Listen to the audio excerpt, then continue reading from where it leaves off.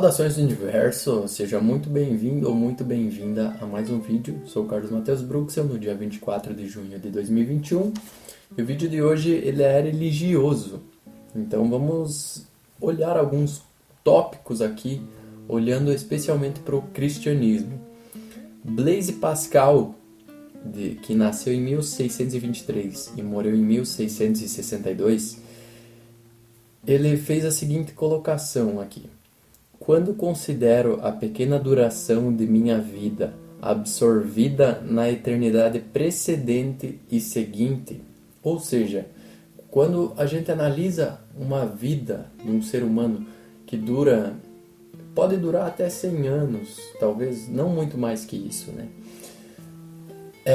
Quando a gente olha tudo, a quantidade de tempo e espaço que antecede essa vida e o tempo e espaço que ainda está por vir para frente, é espantoso realmente essa grandiosidade de todo o universo, né?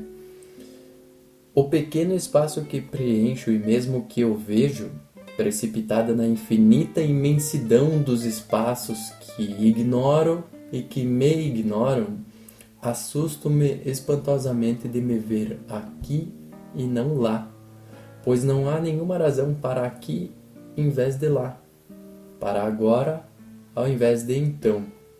Aqui eu acredito que há sim uma razão para cada ser humano estar em determinado lugar. E é exatamente o lugar que a gente está agora, exatamente a vida que a gente leva, exatamente o propósito, o que a gente veio fazer aqui. Há uma razão porque a vida ela deve ser degustada, ela deve ser apreciada, ela deve ser louvada, mas sempre dentro dos limites, porque a gente não deve confundir liberdade com libertinagem. Assunto para outro vídeo. Então ele continua aqui. Quem me pôs aqui e por ordem e direção de quem este lugar e este tempo foram atribuídos a mim? Logicamente a resposta para isso é Deus, porque quando a gente vê essa imensidão do universo cara, eu fico espantado com a quantidade de pessoas que não acreditam em algo superior, em Deus, em uma energia divina que comanda o universo inteiro. Porque imagine na formação do nosso planeta, por exemplo. Vinha uma rocha daqui e outra rocha daqui, de repente elas colidiram, e aí veio outras rochas e elas continuaram colidindo, e ao longo de bilhões e bilhões de anos, o planeta foi se formando com rochas e mais rochas, e essas rochas entraram na gravidade do Sol, e enfim, tudo isso que a gente já conhece sobre a astronomia, né? E imagine que uma dessas rochas tivesse tomado 1 milímetro diferente no seu percurso. E, enfim, com o avanço dela, talvez em uma distância muito grande, ela não colidisse com essa rocha aqui. A gente já teria um outro universo e talvez não teríamos o nosso planeta. Então a gente vê essa formação desde o nosso planeta até a vida no planeta. Realmente é algo fantástico, é algo que é impossível ser o acaso, ser obra do acaso. Por acaso essa rocha colidiu com essa e depois, com bilhões de anos, o planeta se formou e atualmente a gente tem uma vida perfeita e inteligente, tirando que o esforço para a gente estar nessa vida não foi zero. O sofrimento que a gente vive não dá o devido valor para tudo isso, é não olhar para esse valor. E o sofrimento que a gente vive atualmente é dar valor para coisas inúteis. Então ele continua aqui fazendo uma lógica, e a lógica é a seguinte: se você acredita em Deus e nas Escrituras e estiver certo, será beneficiado com o ingresso no paraíso. Acredito que não é exatamente acreditar em Deus e nas Escrituras, não basta você acreditar. É preciso uma vida regrada no cristianismo. É preciso se tornar parecido com Cristo. Enfim, continuando aqui, se você acredita em Deus e nas escrituras e estiver errado, não terá perdido nada. Se você não acredita em Deus e nas escrituras e estiver certo, não terá perdido nada também. E se você não acredita em Deus e nas escrituras e estiver errado, você irá para o fogo do inferno. A Bíblia ela precisa ser questionada perante isso.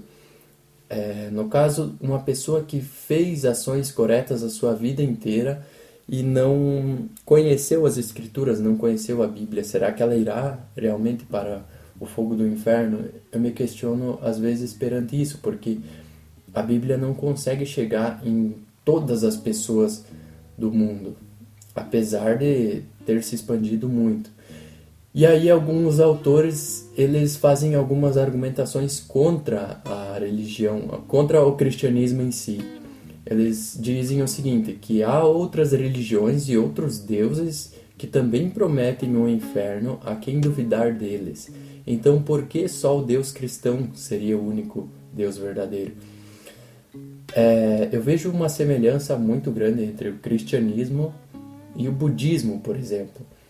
Mas no budismo, eles acreditam que o ser ele pode alcançar a sua iluminação por si próprio. Cada ser é responsável pela iluminação e consegue isso por si próprio.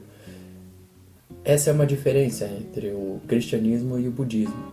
E também a gente vê o líder da religião islâmica, que é Maomé, como um líder que é justiceiro, enquanto que no cristianismo a gente vê Cristo como o Deus do amor, o líder do amor. Então é por isso que eu escolhi o cristianismo. Primeiramente porque Jesus sempre se colocou como filho de Deus.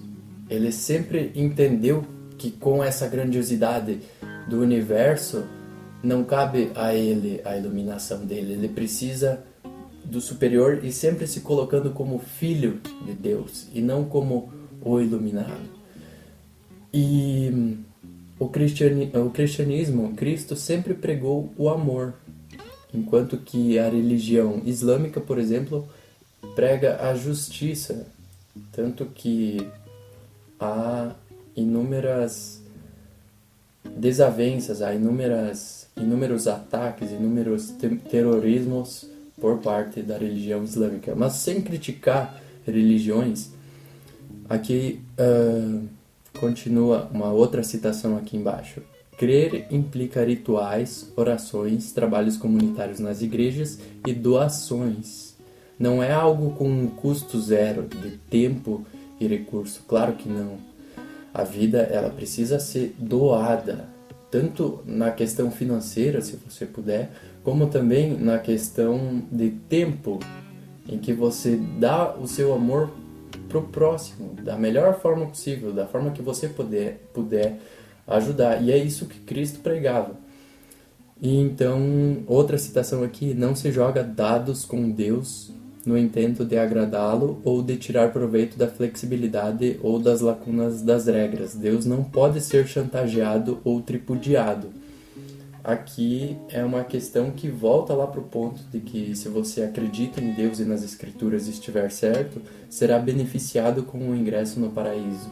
Talvez não realmente, porque Deus realmente não tem como jogar dados com Deus. Deus não é algo que você pede e então você receberá, e tudo que você pedir você receberá. Você só receberá aquilo que for da vontade de Deus. Então, realmente, Deus não pode ser chantageado. Aqui é algo que eu concordo com essa réplica aqui de uma argumentação contra o cristianismo, mas realmente não é isso que está escrito no cristianismo. Então esse foi o vídeo de hoje. Agradeço a quem assistiu. Se você se identificou, comente aqui embaixo. Comente a sua opinião. Isso é importante também para a gente ver os pontos de vista diferentes do nosso, né? Inclusive eu gosto muito de ver o ponto de vista das outras pessoas. Então agradeço quem assistiu e até o próximo vídeo.